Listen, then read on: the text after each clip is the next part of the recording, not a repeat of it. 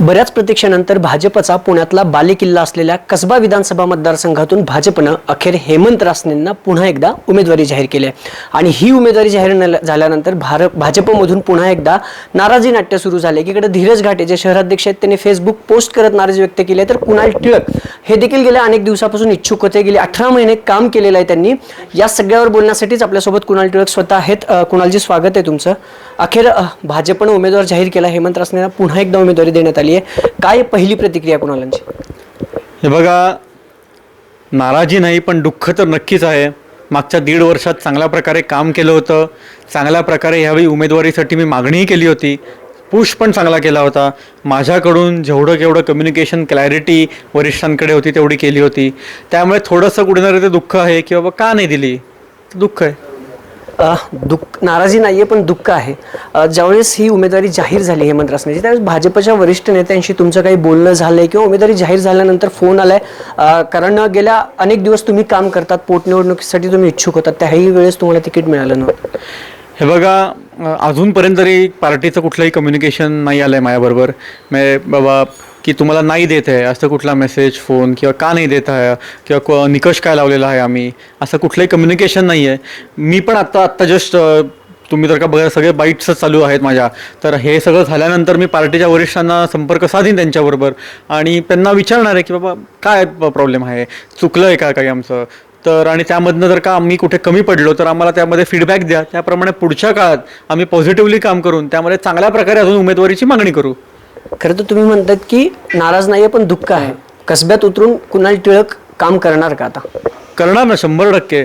तुम्ही एक लक्षात घ्या, पोटनिवडणुकीमध्ये आई गेल्यानंतर 1 महिन्यातच पोटनिवडणूक लागली. तेव्हा पण काम केलं, तर मग आत्ता काम न करण्यात हा प्रश्नच येत नाही. काम करणार, भारतीय जनता पार्टी बरोबर कायम आहे.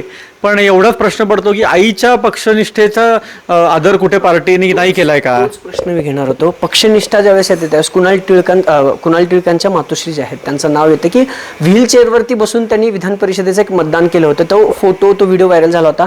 भाजप ही पक्षनिष्ठा विसरत चालली असं तुम्हाला वाटतं? असा माझ्या मनात पण प्रश्न पडतो की पक्षनिष्ठा विसरले का आईची, किंवा टिळक कुटुंबाला विसरले का भारतीय जनता पार्टी. त्यामुळे बाबा वेगवेगळ्या प्रकारचं काही निकष असतात. मी विचारीन पार्टीला, बघू आता काय त्यांचा रिप्लाय येतोय. खरं तर ज्यावेळेस आई गेल्यात त्याच्यानंतर अगदी बऱ्याच काळानंतर अनेक भाजपचे बडे नेते येऊन गेले होते या केसरीवाड्यात, नितीन गडकरींपासून फडणवीसांपर्यंत. त्यावेळेस आश्वासित केलं गेलं होतं की तुमचा मान राखला जाईल, पण तो मान राखला जात नाही असं वाटतंय. हे बघा, आत्ता गणपती उत्सवात पण देवेंद्रजी स्वतः येऊन गेले घरी. चांगल्या प्रकारे देवेंद्रजी कम्युनिकेशन ठेवतात.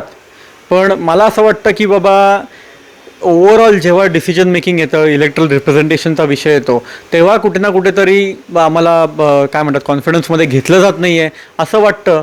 पण शेवटी पार्टीचा कार्यकर्ता आहे, आईनी पक्षनिष्ठा दाखवली होती, चांगल्या प्रकारे त्याचं उदाहरण आईने दिलं होतं. त्यामुळे त्यामध्ये पार्टी बरोबरच राहणार, पार्टीच्या विरुद्ध जाण्याचा काही प्रश्नच येत नाही. त्यामुळे देवेंद्रजींना पण त्याप्रमाणे मी सांगीन आता ह्याच्यानंतर की बाबा मी तुमच्याबरोबरच आहे, कायम तुमच्याबरोबरच राहणार आहे. फक्त आम्हाला जर का कम्युनिकेशन झालं असतं तर बरोबर झालं असतं. म्हणजे प्रश्न असा आहे ना की कसबा म्हणल्यावर टिळकांचं जसं नाव येतं तसं परत एक समीकरण जोडलं की ब्राह्मण समाजाला डावललं गेलं. बॅनर आपल्याला आठवत असतील, पोटनिवडणुकीत बॅनर लावण्यात आले होते की ब्राह्मण समाजाला योग्य मान मिळत नाही. याही वेळेस अनेक ब्राह्मण संघटनांनी मागणी केली होती की कसब्यात ब्राह्मण उमेदवार द्या. ब्राह्मणांनाही डावललं गेले ब्राह्मण उमेदवारी न देता असं वाटतं.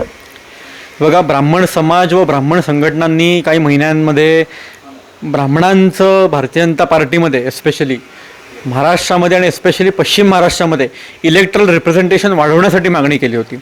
मला वाटतं की बाकीचे समाज करू शकतात, तर ब्राह्मणांनी ती नक्की केलेली तर मग काहीच हरकत नाही इलेक्ट्रल रिप्रेझेंटेशन वाढवण्यासाठीची मागणी. तर माझं असं म्हणणं आहे की बाबा एका समाजाला टार्गेट करणं बरोबर नाही, फक्त ब्राह्मण समाजाला टार्गेट करणं बरोबर नाही. पण त्याचा अभ्यास करायला पाहिजे की ब्राह्मण समाजाला इलेक्ट्रल रिप्रेझेंटेशन कमी होतं आहे, तर ते का होतं आहे, आज किती इलेक्ट्रल रिप्रेझेंटेटिव्स आहेत, ह्याचा अभ्यास करायला पाहिजे. पार्टीबरोबर बसून पार्टीने समाजाला कॉन्फिडन्समध्ये घेऊन त्यांना एक चांगल्या प्रकारे फीडबॅक द्यायला पाहिजे की आम्ही ह्याच्यापुढे वाढवू रिप्रेझेंटेशन, असं मला वाटतं. कुणाल, शेवटचा प्रश्न, दुसरा काही निर्णय घेण्याच्या तयारीत आहात की भाजपसोबतच राहील टिळक परिवार? हे बघा, मी आत्ता सांगितलं भारतीय जनता पार्टीचं काम न करण्याचा प्रश्नच येत नाही. त्यामुळे दुसरा कुठलाही निर्णय आत्ता तरी घेणार नाही आहे, त्याचा विचार पण नाही आहे. देवेंद्रजींना मी संपूर्णपणे ह्याचा फीडबॅक देणार आहे आणि भारतीय जनता पार्टीची सत्ता कसबा मतदारसंघात आणण्यासाठी मी कटिबद्ध असेल. कुणाल टिळक आपल्यासोबत होते. कसब्यातनं उमेदवारी दिली गेली नाहीये, नाराज नाहीये, पण थोडंसं दुःख झाले. मुक्ता टिळकांच्या पक्षनिष्ठेला भाजप विसरत चाललंय का, असा प्रश्न आता उपस्थित होताना पाहायला मिळतोय. कॅमेरा पर्सन गणेशसह अभिजित पोते, न्यूज 18 लोकमत, पुणे.